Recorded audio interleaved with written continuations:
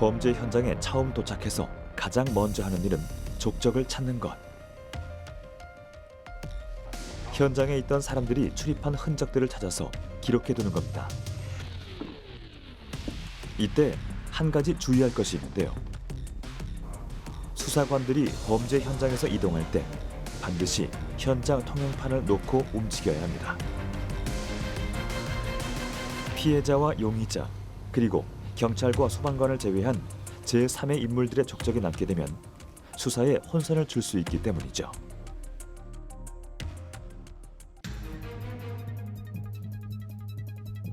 이제 현장에 남아있는 증거물들을 과학적으로 분석해 용의자에 대한 단서를 추리해야 할 시간인데요. 이때 가장 결정적 힌트가 되는 것은 바로 피해자의 혈흔이라고 하죠.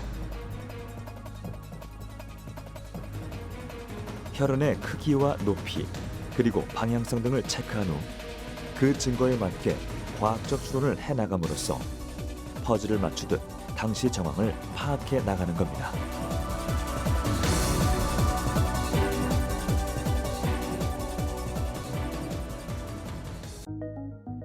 혈흔의 모양은 중력에 의해 떨어진 혈액, 힘에 의해 흩어진 혈액, 분출된 혈액, 흐르거나 고인 혈액 등 매우 다양한 형태로 존재하는데요. 혈흔의 크기에 따라 어느 정도의 높이에서 떨어졌는지 알 수 있을 뿐 아니라 혈흔의 모양과 길이만 보고도 피해자가 어느 지점에서 얼마만큼의 충격을 받아 상해를 입었는지 추정할 수 있습니다. 또한 혈흔이 일정한 방향성을 가질 경우 그 사람이 어느 쪽으로 이동했는지 판단할 수 있습니다. 또 하나의 중요한 단서가 되는 것은 바로 지문인데요. 혈흔과 달리 눈에 잘 보이지 않는 지문은 어떤 과정을 통해 수집하는 걸까요? 먼저 현장의 물품 중 범인이 접촉했을 것으로 추정되는 것부터 지문 감식을 시작하는데요. 이때 필요한 것은 바로 잉크 역할을 해줄 분말가루입니다. 범인의 손이 닿은 물체에는 아주 소량이라도 땀 성분이 남아있기 마련. 그 위에 색깔이 있는 분말가루를 묻혀 지문의 모양을 찍어내는 것이죠.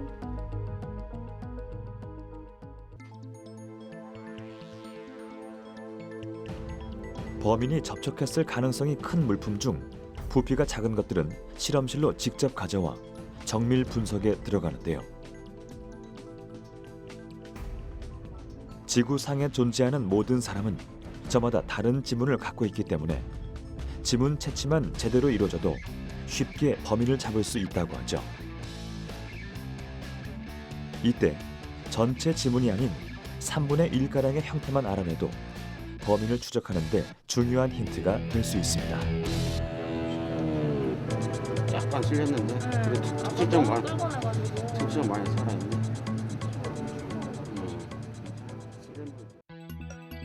지문은 그 곡선의 형태에 따라 크게 4가지, 즉 궁상문과 요측 재상문, 척측 재상문, 와상문으로 구분되는데요. 범인을 추적할 땐 먼저 채취한 지문이 이 4가지 형태 중 어느 쪽에 해당되는지 확인합니다.